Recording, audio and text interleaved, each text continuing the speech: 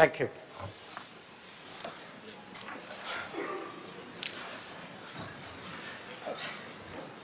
We will begin this meeting with a special message from Prime Minister Narendra Modi. India's G20 presidency's preparations and approach are driven very much by his vision.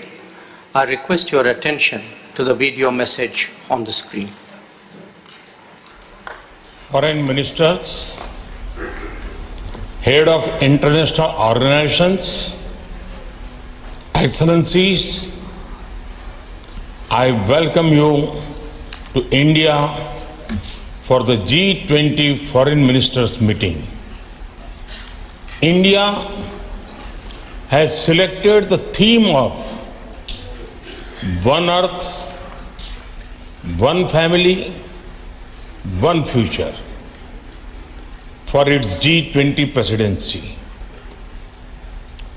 It signals the need for unity of purpose and unity of action.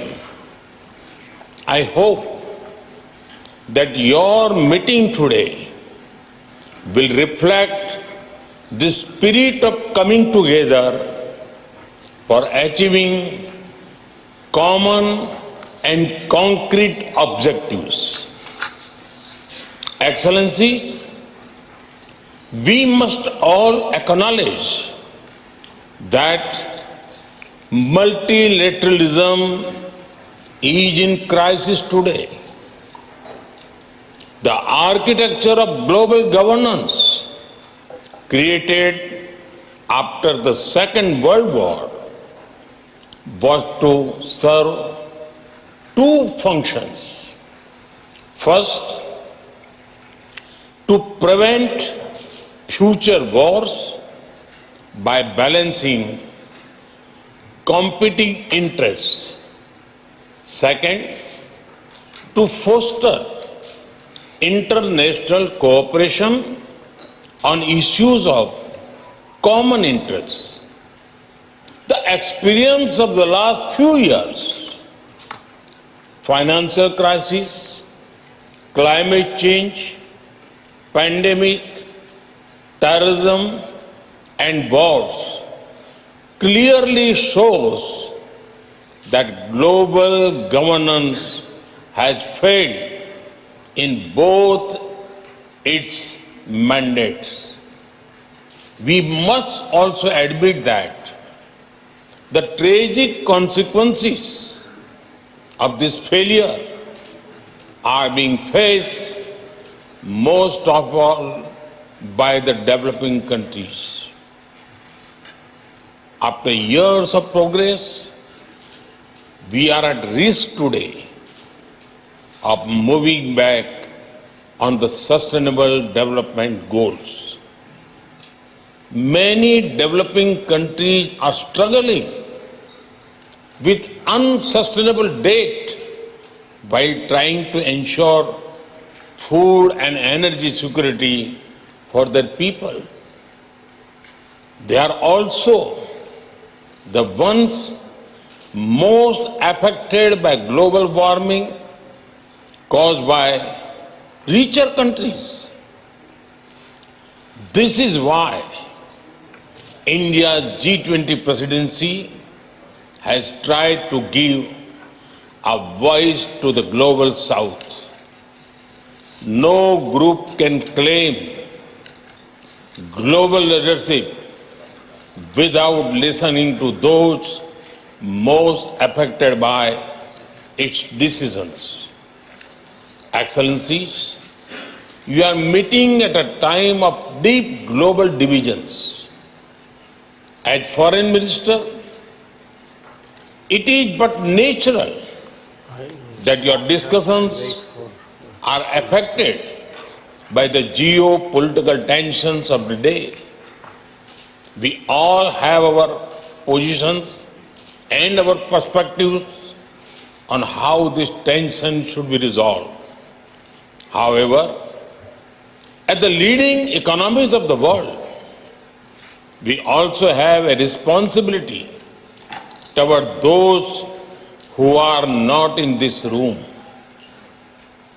The world looks upon the G20 to ease the challenges of growth, development, economic resilience, disaster resilience, financial stability, transnational crime, corruption, terrorism, and food and energy security. In all these areas, the G20 has capacity to build consensus and deliver concrete results. We should not allow issues that we cannot resolve together to come in the way of those we can.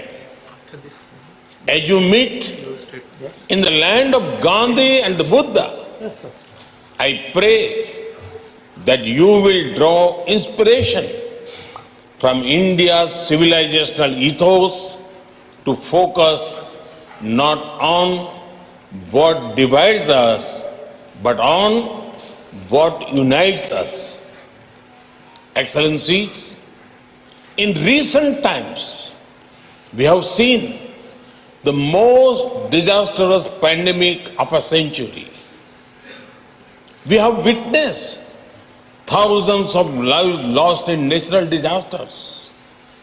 We have seen global supply chains break down during times of stress. We have seen stable economies suddenly overwhelmed by debt and financial crisis.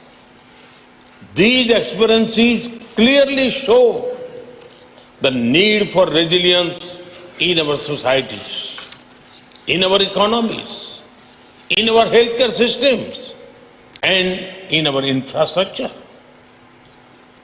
The G20 has a critical role to play in finding the right balance between growth and efficiency on one hand and resilience on the other.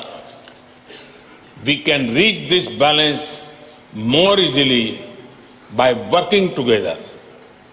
That is why your meeting is important. I have full trust in your collective wisdom and ability. I am sure that today's meeting will be ambitious, inclusive, action-oriented, and will rise above differences.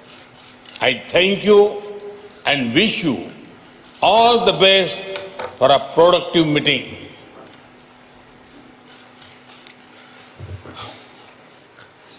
I thank the Prime Minister for his valuable guidance. I now begin the first session of the G20 Foreign Ministers meeting. As I do so, Excellencies, let us remind ourselves that this grouping bears an exceptional responsibility.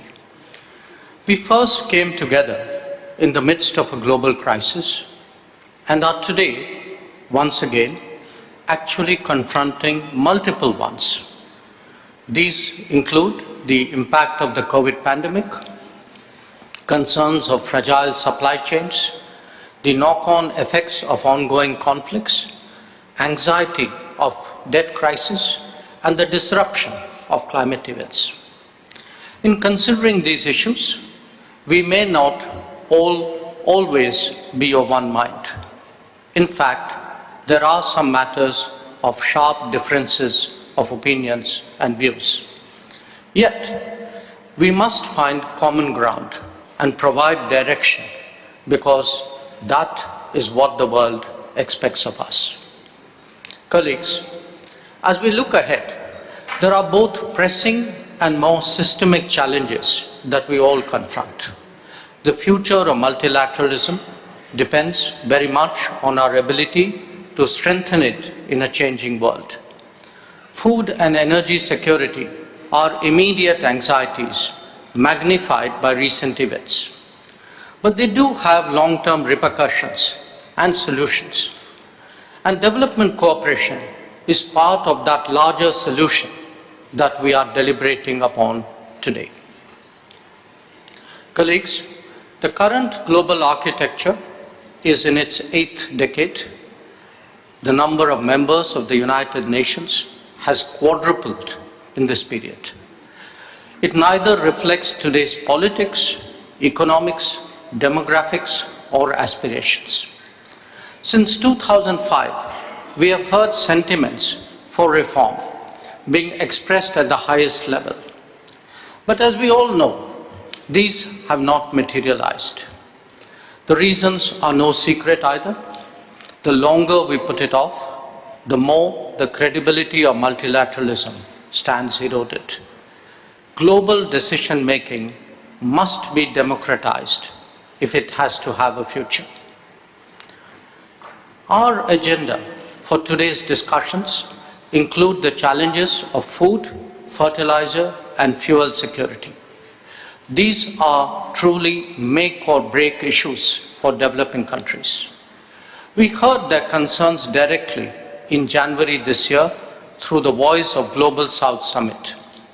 Such issues should not be relegated to the periphery of the international discourse. They are, in fact, crucial to the global economy and must be treated as such. Indeed, we urge that they be central to any decision-making. Along with that, the world must also strive for more reliable and resilient supply chains. Recent experience has underlined the risks of being dependent on limited geographies. Excellencies, all of us, individually and collectively, have an obligation to contribute to international growth and prosperity. They are implemented through sustainable partnerships and goodwill initiatives. On its part, India has undertaken development projects in 78 countries and has actively encouraged exchanges and capability building. During the COVID pandemic, we made a conscious effort at contributing to global solutions, even while looking after our own. Today's situation demands that we continue to live up to our international responsibilities. The G20 must be sensitive to the priorities and economic concerns of all our partners, especially those more vulnerable. We must ensure demand-driven and sustainable development cooperation based on country ownership and transparency. Respect for sovereignty and territorial integrity are essential guiding principles for such cooperation. Excellencies, as G20 foreign ministers, we can send a collective message affirming our determination to address the complex challenges that we face at this juncture.